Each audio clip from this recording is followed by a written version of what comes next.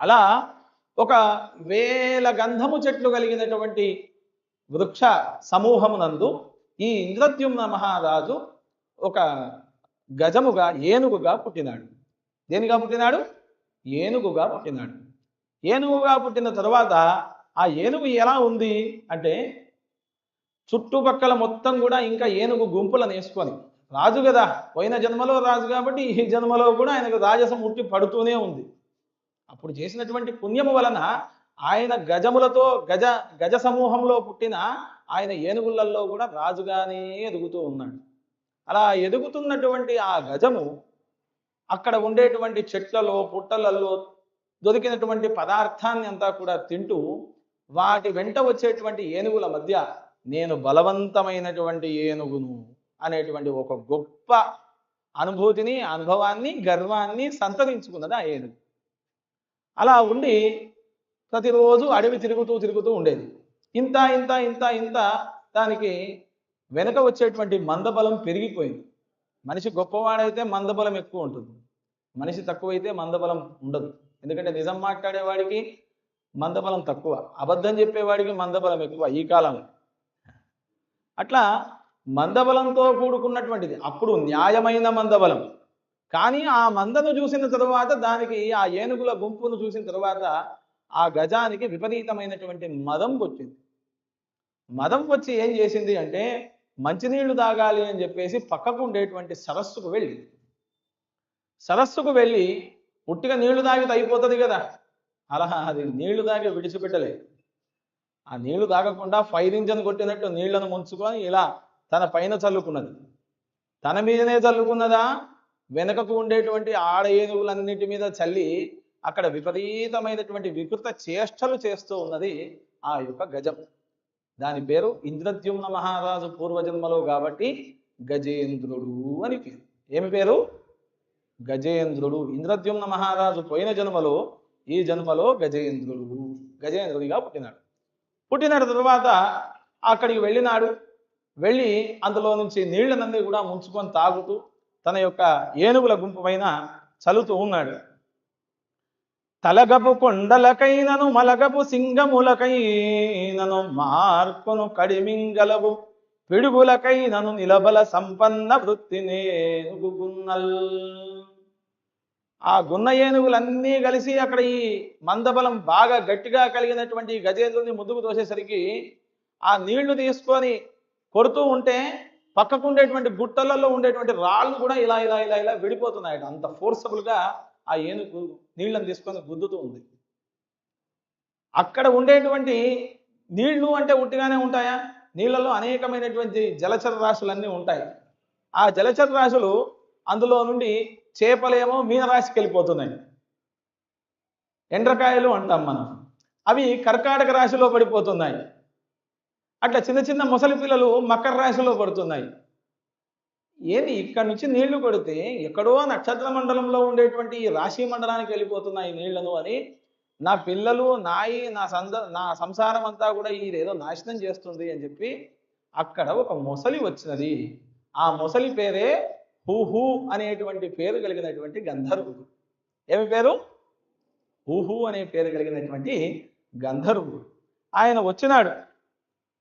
వచ్చిన తర్వాత మెల్లగా, ఎందుకంటే దొంగ దగ్గరికి తొందరగా వస్తూ దొరకడు, ధర్మం అనేటువంటి సరస్సులో నిలబడ్డది ఆ ముసలి.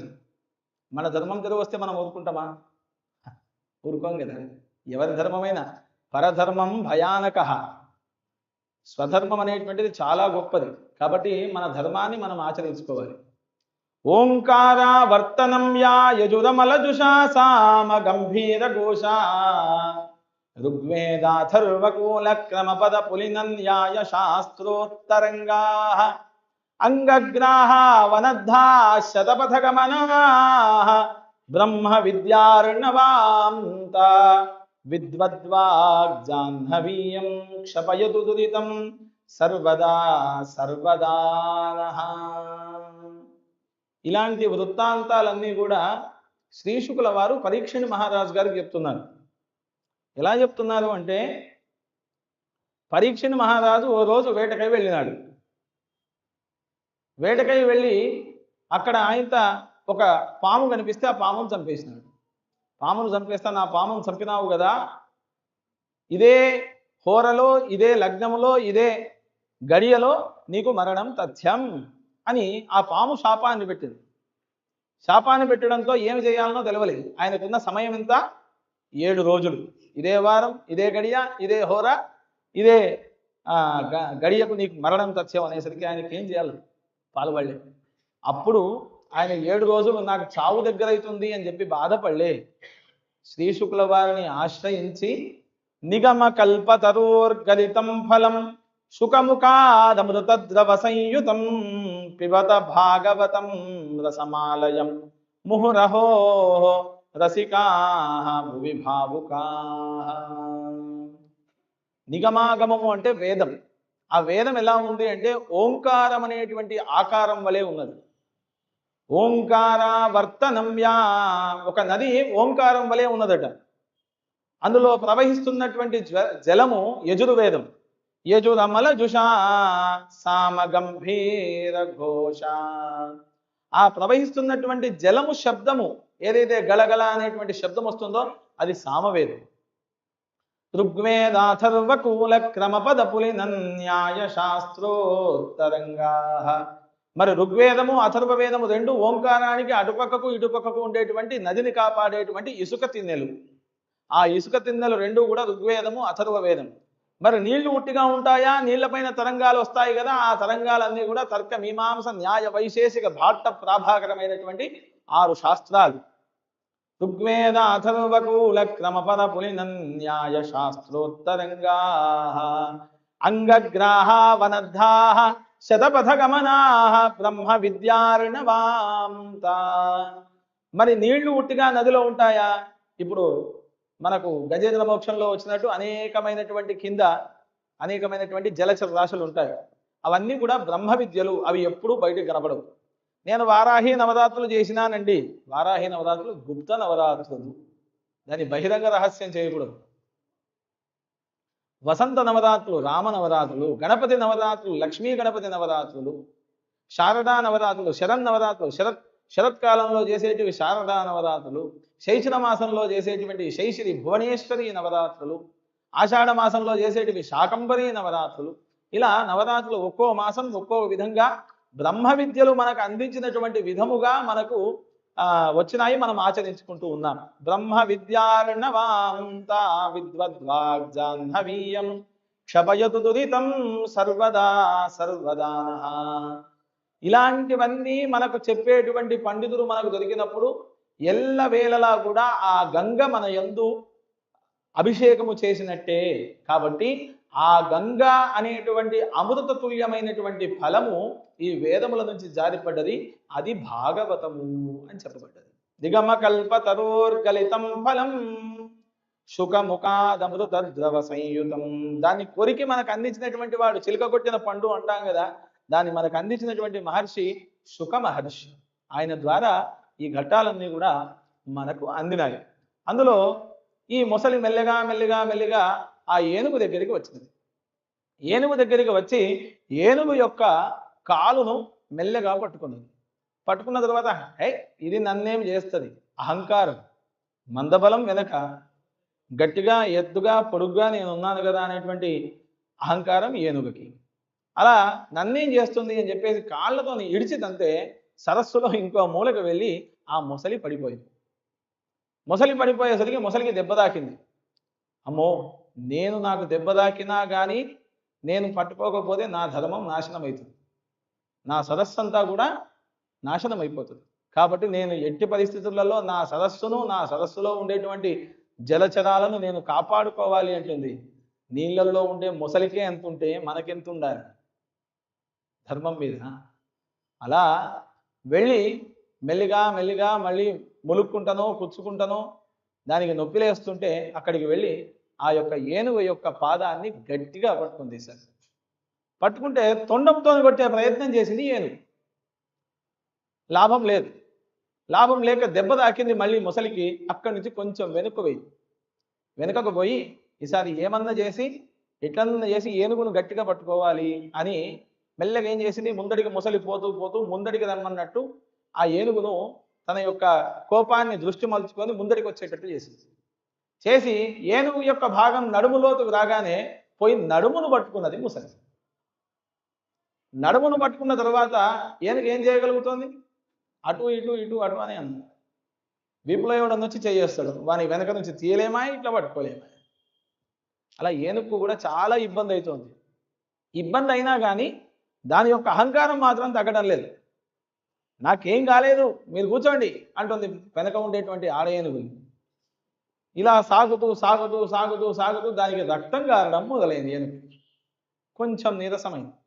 నీరసం కాగానే అమ్మయ్యా అని ఇలా బాధపడుతోంది.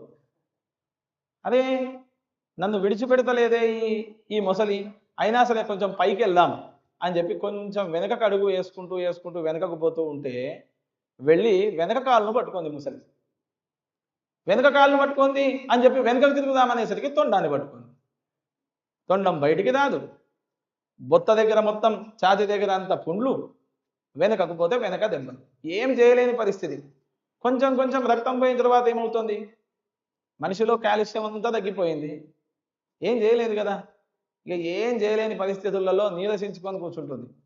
నేను పూర్వజన్మలో చేసిన దాన పుణ్య ఫలం వల్ల ఈ అడవిలో మంచి గజరాజునై జన్మించి మందతో సేవ చేసుకుంటూ నేను అక్కడ ఇక్కడ ఆనందంగా నా చెవులను నా శరీరాన్ని ఆ ఏనుగు నడుస్తూ ఉంటే ఎంత అందంగా ఉంటుంది. ఏనుగు మామూలుగా నడవదు, దాని చెవులు అటు ఇటు కొట్టుకుంటూ ముందట ముఖము అద్భుతంగా నడుస్తుంది. ఏనుగు నడక, అందుకే రాముల వారిని సామజవర గమన అన్నారు. ఏనుగు ఎంత అందంగా నడుస్తుందో రాముడు మన ముందరికి నడుచుకుంటూ వస్తే కూడా అంత అద్భుతంగా ఉంటుంది. అలా నేను ఇంత అందంగా ఇంత అద్భుతంగా సేద తీరేటువంటి ఈ వనములో నేనుంటే ఈ సరస్సు దగ్గరికి నేను రావడం ఏంటి, ఈ సరస్సులో నేను నీళ్లు తాగుదామనుకోవడం ఏంటి, ఈ సరస్సు దగ్గరికి వచ్చినటువంటి నేను ఉట్టిగుండి నీళ్లు తాగిపోక ఇందులో ఉండేటువంటి నీళ్ళను నా వాళ్ళ మీద నేను తిప్పి ఇలా కొడితే మరి నాకెందుకు ఇలాంటి బుద్ధి కలిగిందో ఏమో అని చెప్పి బాధపడుతూ ఉంది. ఆక్సిజన్ లెవెల్స్ తగ్గిపోతూ ఉన్నాయి ఏనుగుకి, ఏం చేయలేదు. అప్పుడే ముసలి కొంచెం విడిచిపెట్టగానే అమ్మయ్యా అమ్మ ముసలి నన్ను విడిచిపెట్టింది అది ఊపిరి తీసుకొని వెనుకకు అడిగేసే లోపు మళ్ళీ వచ్చి పట్టుకుంటుంది. అందుకే నీళ్ళల్లో ఉండేటువంటి మొసలి తెరువు ఎవరు పోవద్దు. ధర్మంలో ఉండేటువంటి పీఠాధిపతులు నీళ్లలో ఉండే మొసలితో సమానం. వాళ్ళ దగ్గరికి మనం ఎక్కువగా వాళ్ళ దగ్గరికి వెళ్ళి మనం కుప్పిగంతులు వేయకూడదు. వాళ్ళు చెప్పింది మనం వినాలి, నమస్కారం చేసుకొని రావాలి. ధర్మ మార్గంలో ఆ మొసలి తన ధర్మాన్ని పాటించింది, ఏనుగు తన ధర్మాన్ని పాటించలేదు. అలా పట్టుకొని ఉంటూ ఉంటూ ఉంది. ఏంటిది నాకు అని, ఒక్క జన్మంబని ఒక్క చావనియు మాకో లెక్కయా, ఎన్ని నారక కూపంబులు దొర్లినారమో, అసారమైన ఈ సంస్మృతిన్ సుఖముంగానక, మొండివై బ్రతుకు మంచున్ నిర్దయా స్వాంతవై అకట, మా నుదుటన్ లిఖించితివి గదే రాజరాజేశ్వరి జగదంబ విశ్వపాలిని మాతాకి జయ. ఒక జన్మమా, ఒక సంసారమా, ఈ జన్మం ఎత్తి తింగద మేము, ఒక్క జన్మమ్మని ఒక్క చావనే మాకిదో లెక్కన, ఎన్ని నారక కూపంబులు దొర్లినారమో, ఎన్నో నరకాలు దొర్లి దొర్లి దొర్లి దొర్లి భూప్రపంచం మీదకి వచ్చి పడ్డామే, వచ్చి నేను ఈ ముసలి దగ్గర పడితే కదా, నేను చేసినటువంటి పాపపుణ్యాలు ఎటుపోయినాయి. అందుకే మనిషి బాధపడ్డప్పుడు నేను ఇంత పుణ్యం చేస్తే నేను ఆ దేవుని దగ్గరికి పోతే నాకు మంచి చేయకపోయే, ఈ దేవుని దగ్గరికి పోతే నేను మంచి చేయకపోయే అంటాడు. వాడు చేసినటువంటి పాపాలు ఇప్పుడు అనుభవించేటువంటి కష్టాలన్నీ పూర్వజన్మ పాపాలే, ఈ జన్మలో చేసినవి కావు. పూర్వజన్మలో చేసినటువంటి పాపాలు ఇప్పుడు మనల్ని పట్టుకొని పీడిస్తున్నాయి. పూర్వజన్మ కృతం పాపం వ్యాధి రూపేణ పీడిత, వ్యాధులై మన వెంటనే పడుతున్నాయి. కాబట్టి ధర్మ మార్గంలో అబద్ధమాడకుండా సత్యాన్ని పలుకుతూ సత్య వ్రతాన్ని మనమంతా ఆచరించాలి. అలా ఎంతసేపు తాను చేసినటువంటి దాన ధర్మాలు పూర్వజన్మ వృత్తాంతాలు అన్ని జ్ఞాపకం వస్తున్నాయి, కానీ ఏనుగకి పరమేశ్వరుడు మాత్రం జ్ఞాపకం రావడం లేదు. ఆ సమయంలో భగవన్ నామస్మరణ చేయాలి. దేవుడికి నేను అది చేసినా కదా, ఇది చేసినా కదా అంటే లాభం లేదు. ఆ సమయంలో భగవన్నామస్మరణ చేయాలి. అందుకే మీరు మనిషికి ఫోన్ చేయగానే నేను హలో అన్నా కానీ శ్రీమాత్రే నమః అయ్యా బాగున్నారా అని అంటారు. అది సంతోషం. మేము కూడా వాసుదేవ పరంధామ అనేవాళ్ళం. ఏ ఏ గజము మాలోచి వచ్చిందో తెలియదు, మేము హలో అని వచ్చినాం. హలో అనేటువంటిది కూడా ఒక బీజం. ప్రాణప్రతిష్టలో అమ్మవారికి సంబంధించినటువంటి బీజం హలో బీజం స్వరాశక్తయ బిందవ కీలకం అని వస్తుంది. కాబట్టి మేము అందులోని హలో అంటున్నాం తప్ప మీలోని హలో అని మేము అంటలేము. అట్లా భగవన్నామస్మరణ ఎంతైనా చేయలేదు. సరే, ఒకానొక సమయంలో తాను అప్పుడు ఆలోచన చేసి వెనక ఉండేటువంటి ఏనుగులు ఏమీ చేయలేక ఒక్కొక్కటి మంద కరిగిపోతుంది.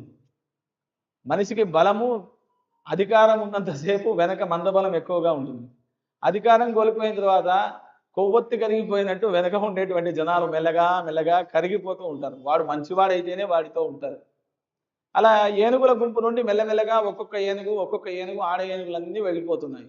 అప్పుడు జ్ఞాపకం వచ్చినట్టు భగవంతుడు జ్ఞాపకం వచ్చి కలడందులు దీనులయడ కలడందులు పరమయోగి గణముల పాలం కలడందురన్ని దశ దిశలను కలడు కలండనడి వాడు కలడో లేడో.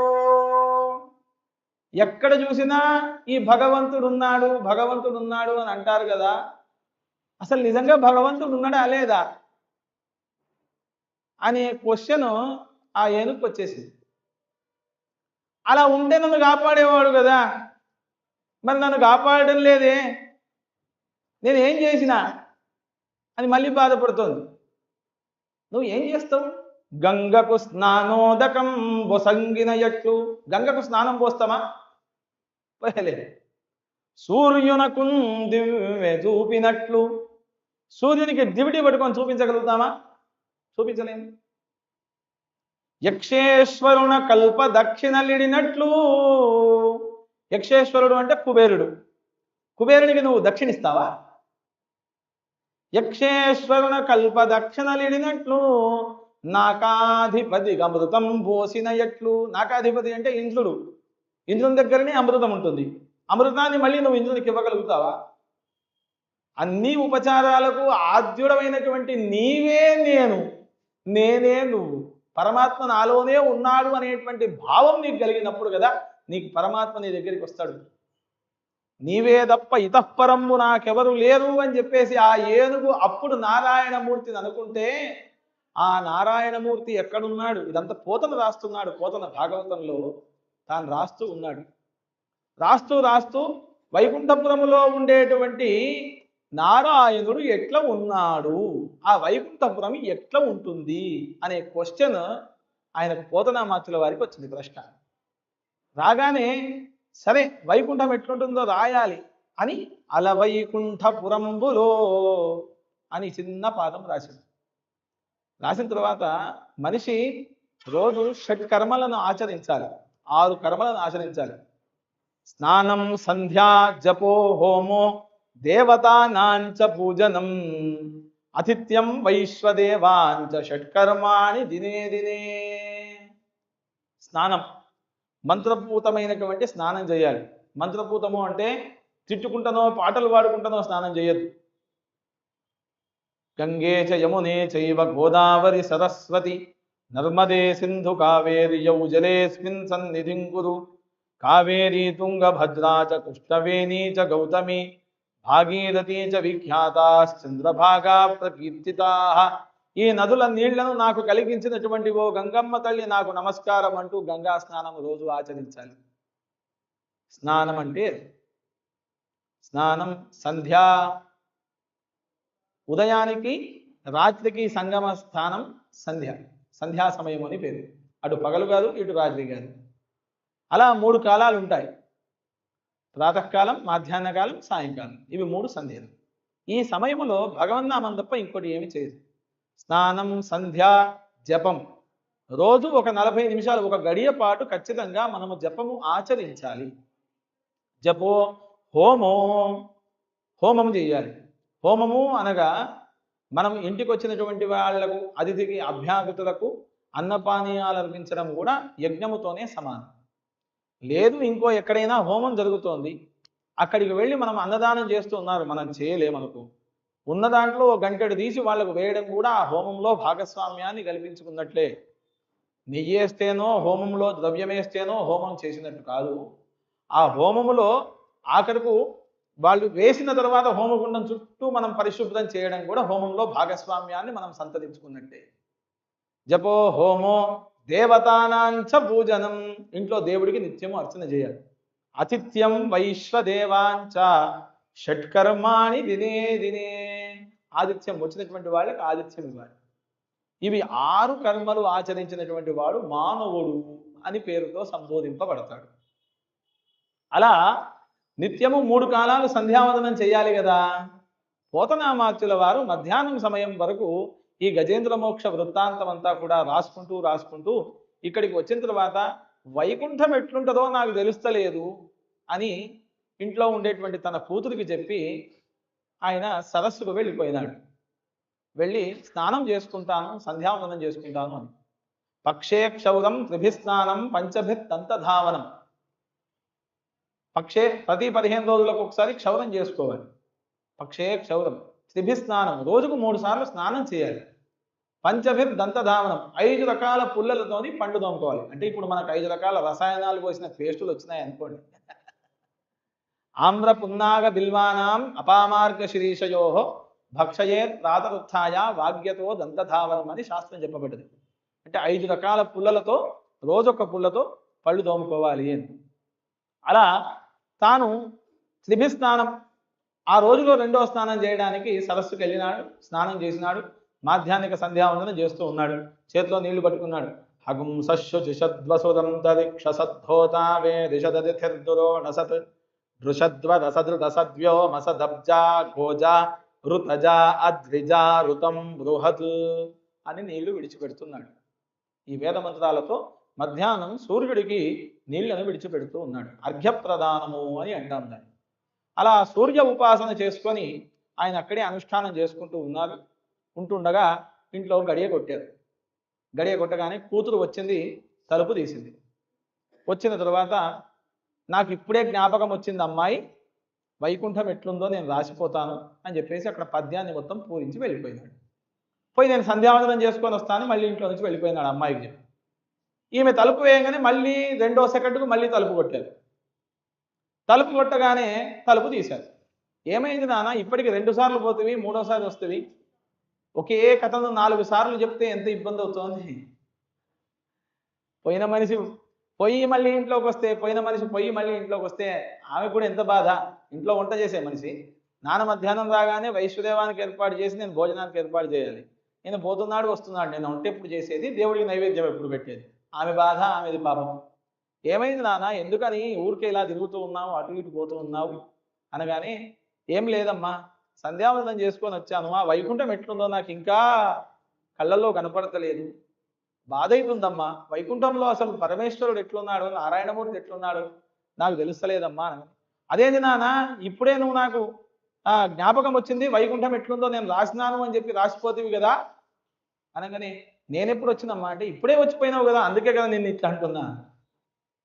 అవునా అని చెప్పి ఆ పోతన రాసేటువంటి భాగవత గ్రంథాన్ని తీసి చూస్తే అందులో ఉంది. అలవైకుంఠపురంబులో నగరిలో ఆమూల సౌధంబుదాపల మందార వనాంతరామృత సద ప్రాంతేందు కాంతోత్పలోత్పల పర్యంక రమా వినోదియగు నాపన్న ప్రపన్నంబు విహ్వల నాగేంద్రము పాహి పాహీయన గుయ్యాలించి సంరంభియై. పలికెడిది భాగవతం, అడ పలికించువాడు రామభద్రుండు. ఈ శ్లోకము రాసింది, ఈ పద్యము రాసినటువంటి వాడు రామచంద్ర స్వామి. శ్రీరాముల వారు మారువేషంలో పోతన వలె తన ఇంటికి వచ్చి ఇక్కడ ఈ వైకుంఠము ఎట్లుంటది అని చెప్పేసి రాసి వెళ్ళిపోయినాడు. సీతారామచంద్ర భగవానికి. అలా ఆయన చూసి కళ్ళపంటి నీళ్లు గార్చి, నా యందు నా ప్రభువు ఇంత ప్రేమను కురిపించినాడే, నా జన్మ ధన్యం అనుకున్నాడు పోతన. ఈ గజేంద్ర మోక్ష వృత్తాంతం రాసుకుంది. సరే, అలవైకుంఠపురంబులో నగరిలో అక్కడొక వైకుంఠపురం ఉంది. వికుంఠస్య గతిర్నాస్తేది వైకుంఠ అంటే గతుకులు లేనటువంటి